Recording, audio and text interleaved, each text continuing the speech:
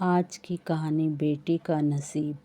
लाजो गांव में कुएं से पानी भरकर घर की ओर जा रही थी। रास्ते में उसे दूर से एक बुजुर्ग आते दिखे। जब वे पास आए तो उन्होंने कहा, बेटी मुझे थोड़ा सा पानी पिला दो।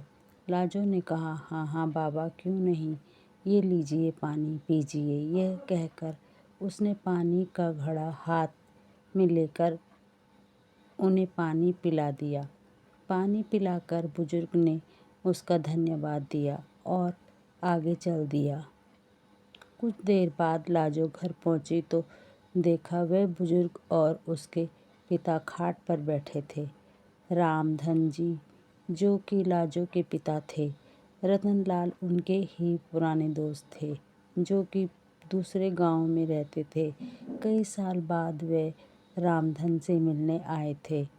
रामधन जी ने जैसे लाजो को देखा वे बोले, ले भाई रतनलाल, आ गई मेरी बेटी।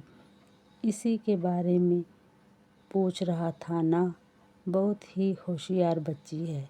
बस मेरी गरीबी और इसकी माँ के न रहने के कारण इसका बचपन छिन गया। बेटा, ये तेरे चाचा हैं, मेरे बचपन के दोस्त। लाजो कुछ बोलती उससे पहले ही रतनलाल जी ने कहा, भाई रामधन, तेरी बेटी बहुत संस्कारों वाली है। आज कुएं पर इसने ही मुझे पानी पिलाया था, और कोई होता तो पहले मेरी जात पात पूछता, फिर कहीं जाकर पानी पिलाता। तेरी बेटी बहुत परोपकारी है। अपनी तारीफ सुनकर लाजो शर्माकर अंदर चली गई। तभी रामधन ने आवाज़ लगाई, बेटी अपने चाचा के लिए कुछ मीठा ले आओ। रतनलाल जी ने उसे रोकते हुए कहा, भाई मुँह बाद में मीठा कर लेंगे, पहले मैं जिस काम से आया हूँ वो तो सुन ले। हाँ भाई, बोल, क्या बात है? घर में सब ठीक तो है ना? रामधन की बात सुनकर रतनलाल ने गंभीर होते हुए कहा, भाई मैं अपने बड़े बेटे के लिए तेरी बेटी का हाथ मांगना चाहता हूँ। अब इस दोस्ती को रिश्तेदारी में बदल देते हैं। यह सुनकर रामधन बहुत खुश हुआ। उसने कहा, तेरी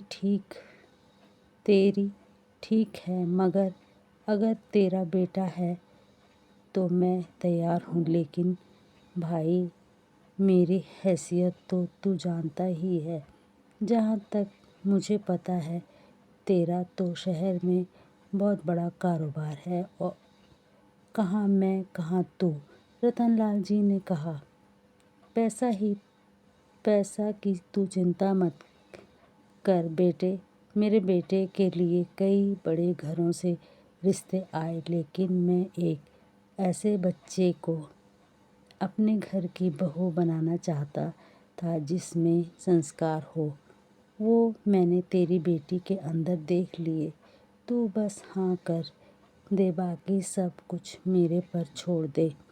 रतनलाल जी की बातें सुनकर रामधन ने तुरंत हाँ कर दी। ऐसा घर बैठे रिश्ता आए तो कोई भी मना नहीं कर सकता है। किवाड़ की ओट से लाजो यह सब सुन रही थी।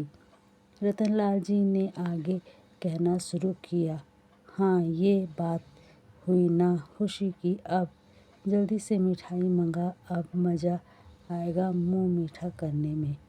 रामधन के आवाज़ लगाने पर लाजो शर्माते हुए मिठाई की प्लेट लेकर आ गई। रामधन ने कहा, बेटी आज से ये तेरे ससुर हैं, इनके पैर छू। लाजो जल्दी से पैर छूकर वापस चली गई। उसके जाने के बाद रतनलाल जी ने कहा, भाई मेरा बड़ा बेटा सत्यम मेरा शहर का कारोबार संभालता है, और छोटा बेटा वंश गांव में खेती देखता है। मैंने उससे सत्यम से शादी के बारे में पूछा तो वो बोला, पिताजी आप अपने आप देखकर मेरी शादी कर दो। रतन रामधन बोला, हाँ भाई, बड़े नसीब से मिलती हैं ऐसी संतान जो माता पिता का सम्मान करे।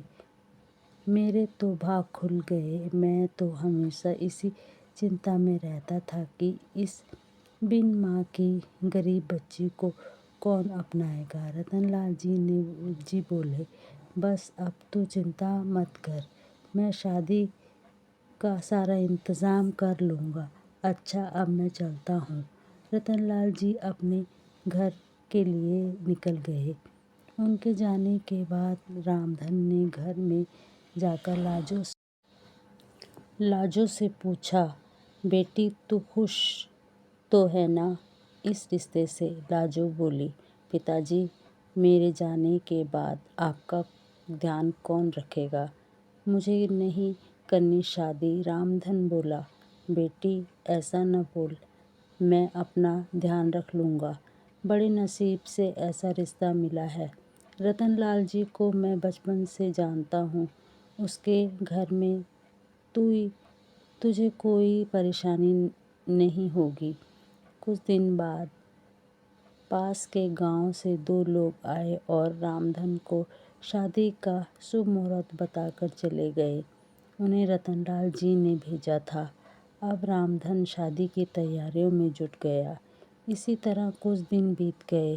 रामधन ने अपना खेत गिरवी रखकर बेटी की शादी की तैयारियां पूरी कर ली थी। शादी से 1 सप्ताह पहले एक दिन रामधन अपने संबंधी से मिलने उनके गांव पहुंच गया।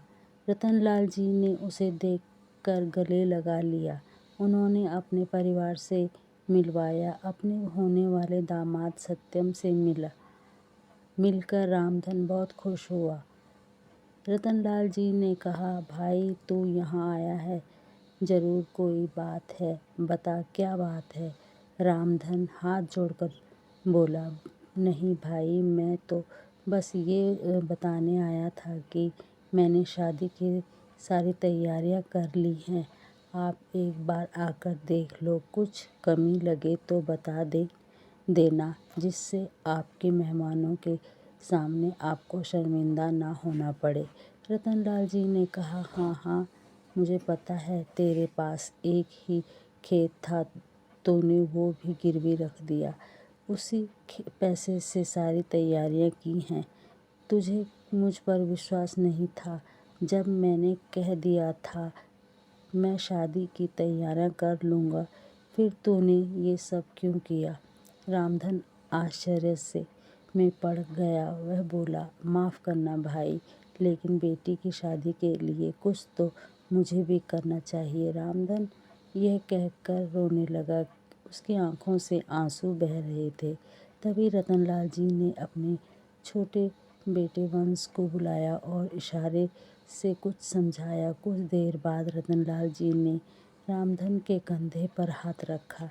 रामधन सिर झुकाए शर्मिंदा हुआ बैठा था। रतनलाल जी ने कहा, ले भाई अपनी अमानत, दोबारा फिर कभी ऐसा मत करना। यह कहकर उन्होंने खेतों के कागज रामधन के हाथ में रख दिए। रामधन ने देखा, अरे ये क्या, ये तो वही कागज हैं तो मैंने गिरवी रखे थे, ये आपके पास कैसे आए? रतनलाल जी ने कहा, वंश आसपास के गांव के सभी लोगों को जानता है। उनमें से ही एक ने खेत गिरवी रखने वाली बात हमें बता दी। वही यह कागज छुड़वा कर लाया है। रामधन की आंखों में आंसू बह रहे थे। रतनलाल जी ने उसे गले लगा लिया और बोला, भाई खेत ही गिरवी रख देगा तो कर्ज कहाँ से चुकाएगा और खाएगा क्या? आगे से ऐसा कुछ मत करना। मैं अपनी बेटी लेने आऊँगा, बस तू मिठाई बढ़िया सी बनवाना। यह सुनकर सब लोग हंस पड़े। रतनलाल जी ने आवाज़ लगाई। वंश ने 50,000 रुपये लाकर अपने पिता के हाथ में रख दिए। रतनलाल जी ने कहा, ले भाई, शादी की तैयारियां कर और वंश इन्हें घर छोड़कर आ। और हाँ, सुन भाई, कल हम 4-5 आदमियों को तेरे घर भेज देंगे। वो सारा काम संभाल लेंगे। बस तू चिंता मत करना। रामधन कुछ बोल नहीं पा रहा था। उसके मुंह से बस इतना ही निकला, मेरी बेटी के नसीब खुल गए। यह कहते ही वह कुर्सी पर बैठे बैठे लुढ़क गया। इतनी खुशी बर्दाश्त नहीं कर पाया। उसने अपने प्राण त्याग दिए। रतनलाल जी उसे संभालते, इससे पहले ही वह दुनिया छोड़ चुका था। रतनलाल जी अपने दोस्त से लिपटकर रोते रहे। वह अपने दोस्त की अंतिम यात्रा को लेकर उसके गांव पहुंचे। लाजो को यह सब पता लगा। वह रोते रोते बेहोश हो गई। रामधन का अंतिम संस्कार किया गया। रतनलाल जी अपने परिवार के साथ वहीं रुक गए। 13वीं एक सप्ताह के बाद उन्होंने सादा तरीके से सत्यम और लाजो की शादी एक मंदिर में करवा दी।